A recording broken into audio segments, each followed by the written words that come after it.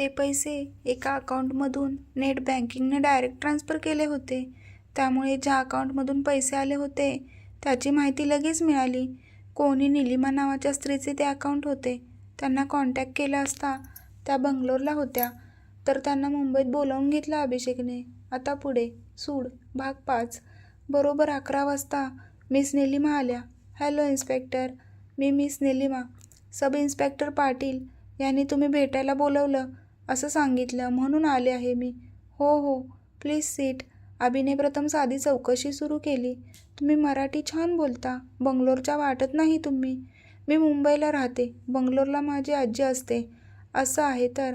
बरं, मग तुमची आणि कोमलची ओळख कशी? डायरेक्ट प्रश्न. कोमल कोण? कोमल सावंत. तुम्ही ओळखता ना तिला? निलिमाने नाही म्हणून मान हलवली. तुम्ही ओळखत नाही? मग तिच्या अकाउंटमध्ये तुम्ही पैसे कसे डिपॉझिट केले? निलिमाच्या चेहऱ्यावर मोठं प्रश्नचिन्ह. सरतेशेवटी अभिने कोमलचं बँक स्टेटमेंट दाखवलं आणि तेव्हा निलिमाला क्लिक झालं. या होय, ओळखलं मी. हो, मीच 4,000 डिपॉझिट केले. प्रथम तर ओळखलं नाही तुम्ही कोमलला? हो, मी ओळखलंच नाही तिला. नक्की काय म्हणायचं आहे तुम्हाला? कोमल तुमच्या ओळखीची नाही, तरी तिच्या अकाउंटमध्ये 4,000 जमा केलेत. पैसे जास्त झालेत का? तसं नाही काही, तिने मला मदत केली होती म्हणून. जरा सविस्तर सांगा आणि पाटील यांचे स्टेटमेंट लिहून घ्या. बोला आता. त्या दिवशी माझी आजी खूप आजारी होती, त्यामुळे मला अर्जंट जायचे होते तिला भेटायला. ऐनवेळी विमानाचे तिकीट मिळत नाही, तरी मी ट्राय केलं खूप. इमर्जन्सी तिकीटसुद्धा नव्हती. खूप विनवण्या केल्या मी तिकीट काउंटरवर, त्यांनी ऐकलंच नाही. त्यावेळेस कोमल माझ्या मागे उभी होती. तिने विचारलं मला, मी सांगितलं तसा तिने तिचं तिकीट मला दिलं. तिच्या तिकिटावर मी बंगलोरला गेले. जाताना मी तिचा बँक अकाउंट नंबर घेतला होता. तिकिटाचे पैसे परत देण्यासाठी. अभिने सगळं ऐकून घेतलं. म्हणजे कोमल बंगलोरला गेलीच नाही, तिच्याऐवजी निलिमा गेली.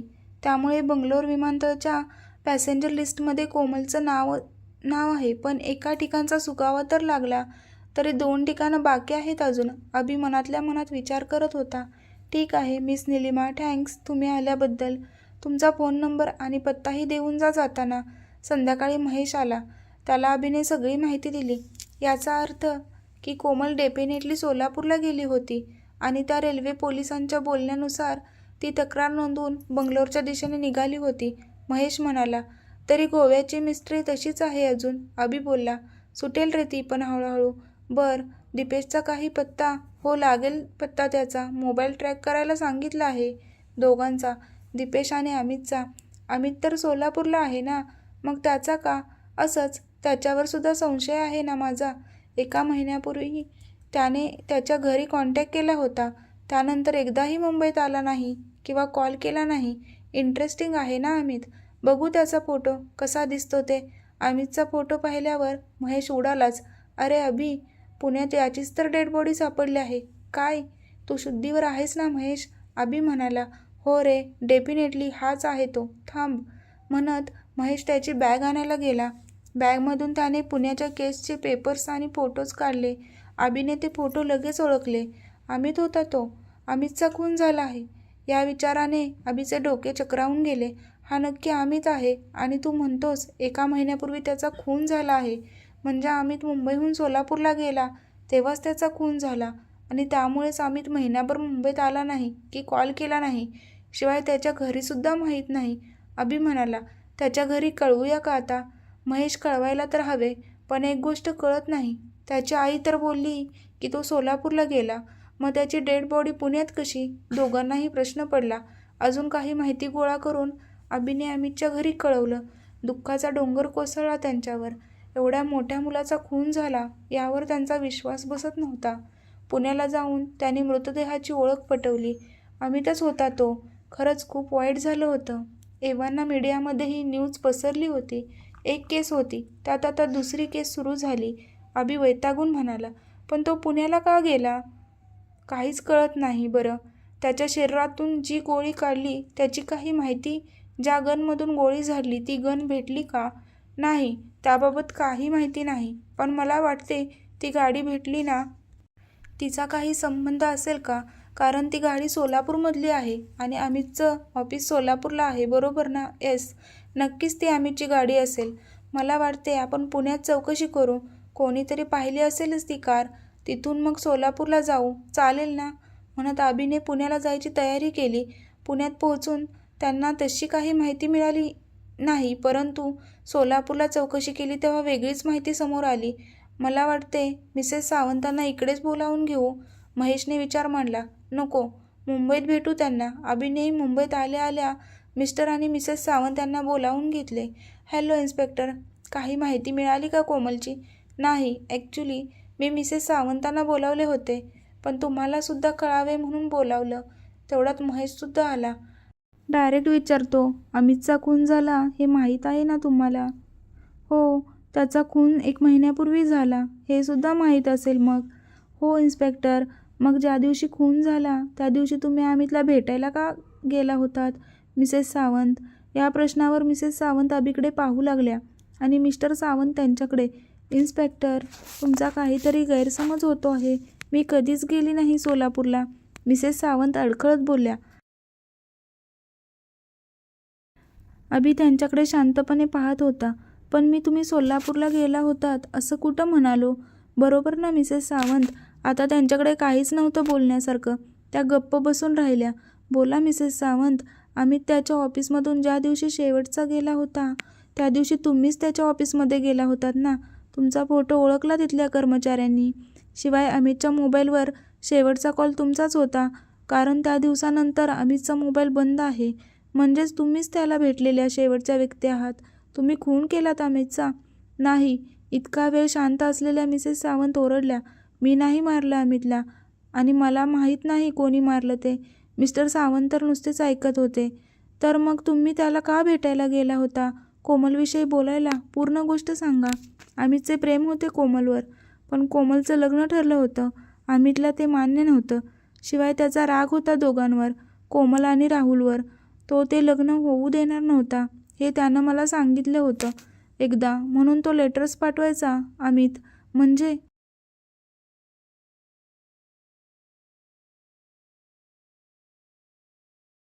तुला माहीत होतं अमित लेटर्स पाठवायचा ते? मिस्टर सावंत म्हणाले. हो, मी पाहिलं होतं एकदा अमितला तसं करताना.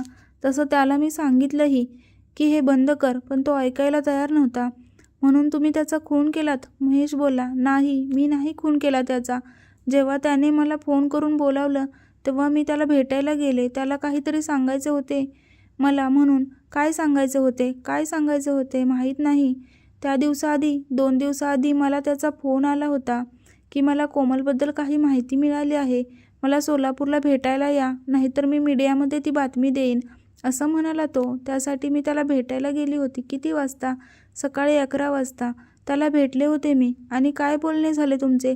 जास्त नाही बोलला तो. काही सांगणार होता, पण एक अर्जंट मीटिंग ठरली त्याची. तसा तो निघून गेला. मुंबईत आलो की बोलू असं म्हणाला. 2 दिवसांनी येणार होता तो मुंबईत, आलाच नाही. आणि आता ही न्यूज आली. अभिने सगळं ऐकून घेतलं. त्यांचं सगळं बोलणं रेकॉर्ड करून घेतलं महेशने. ते दोघे घरी गेले आणि इकडे अभि.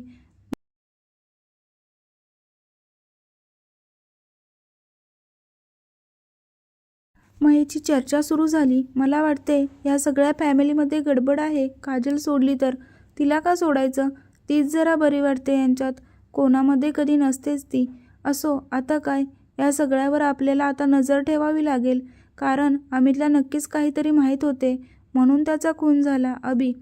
तसं असेलही, पण मिसेस सावंतांनी खून केला असा अर्थ होत नाही ना? महेश बोलला.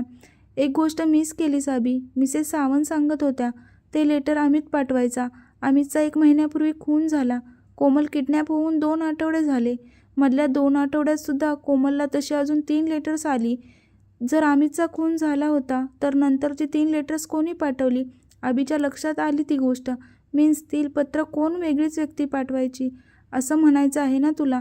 महेशने होकारार्थी मान हलवली. अभि विचार करू लागला. मला वाटते या सगळ्याची हिस्ट्री काढावी लागेल. मिस्टर सावंत मोठे बिझनेसमॅन होते. त्यांची सगळी माहिती काढणे सोपे होते. अभिने काही जणांची टीम बनवली आणि ज्यांच्यावर संशय होता त्या सर्वांची माहिती गोळा करायला सांगितली. तो स्वतः बंगलोर ऑफिसला गेला. अजून काही दिवस गेले अभिने बरीच माहिती गोळा केली होती. पुढच्या चौकशीसाठी त्याने काजलला बोलावून घेतलं. काजल तशी उशिरा झाली. या बसा. सॉरी हं, जरा उशीर झाला. तुम्ही सगळीकडे वेळेच्या आधी पोहोचता ना, असं ऐकलं आहे मी. त्यावर काजल आश्चर्यचकित झाली. मीन्स काय म्हणायचं आहे तुम्हाला? नाही, तुम्ही ऑफिसमध्ये किंवा कुठे मीटिंग असेल तर 10-15 मिनिटे आधी पोहोचता ना, म्हणून बोललो. त्यावर काजल जरा रिलॅक्स झाली. तसं होय, मला सवय आहे लवकर जायची. बरं, तुम्ही कशाला बोलावलं? हां, कोमलबद्दल विचारपूस करायची होती. काय विचारायचे होते? कोमलबरोबर शेवटचं बोलणं झालं तेव्हा ती काही बोलली होती का तुम्हाला? आय मीन कोणी त्रास देते आहे वगैरे? असं काही नाही. काजल विचार करू लागली. खूप वेळाने बोलली ती. तसं काही बोलली नाही ती. अभिसुद्धा विचार करत होता. मग तुम्हाला काय वाटते मिस काजल? कोण असेल या किडनॅपच्या मागे? ते मी कसं सांगू? ती तशी बिनधास्त राहायची नेहमी. कदाचित ट्रेनमध्ये कोणी तिच्या सामानावर नजर ठेवून हे सगळं केलं असेल. फक्त ती सुखरूप असू दे. हां, थँक्स मिस काजल. आम्ही कळवू काही सापडलं तर. तुम्ही येऊ शकता आता. काजल निघून गेली. आणखीन 3 दिवस गेले. खूप काही माहिती मिळाली होती. खूप गोष्टी समोर आल्या. महेश सांगत होता ते अगदी बरोबर होतं. मिस्टर सावंत यांच्यावर बंगलोरला केस चालू होती, परंतु त्यात त्यांच्या बिझनेस पार्टनरला पुराव्याअभावी सोडण्यात आलं होतं. आणि तो बिझनेस पार्टनर होता राहुल. होय, कोमलचा होणारा नवरा राहुल. त्याच्या विरोधात काही सापडलं नाही, पण त्याचा बिझनेस पार बुडाला. इकडे दीपेशच्या मोबाईलची लास्ट लोकेशन गोवा हीच होती. साहजिकच त्याने नंबर बदलला असण्याची शक्यता होती. त्याचा तपास सुरू होता. आता गोवा ऑफिसला जाऊन काही मिळते का ते बघू म्हणून अभि महेशसोबत गोव्याला गेला. काजलच्या फ्लॅटवर पोचले. काजल अर्थात मुंबईला होती. फ्लॅट एकदम शानदार होता. एका व्यक्तीसाठी खूपच मोठा होता. तिथे त्यांनी तपास सुरू केला. घरात 2 गाड्या. काजल मॅडम इकडे एकटीच राहते ना? त्यांनी तिथे कामावर असलेल्या नोकराला विचारले. हो साहेब, एकट्याच राहतात मॅडम, आणि कधी कधी त्यांचे एक मित्र येऊन राहतात. त्यावर अभिची नजर चमकली. मित्र कोण? अमित सर येऊन राहतात कधी कधी. अमित? महेशने लगेच त्याला अमितचा फोटो दाखवला. हेच का अमित सर? त्याने फोटो ओळखला. हो, हेच येतात कधी कधी. अजून कोण कोण येतं इथे? नोकर जरा गोंधळला. त्यावर महेशने बॅगमधून काही फोटो काढून दाखवले. त्यातले आणखी काही फोटो त्याने ओळखले. नेमका गुन्हेगार कोण असेल? खून का केला असेल? पाहू पुढील भागात. क्रमशः.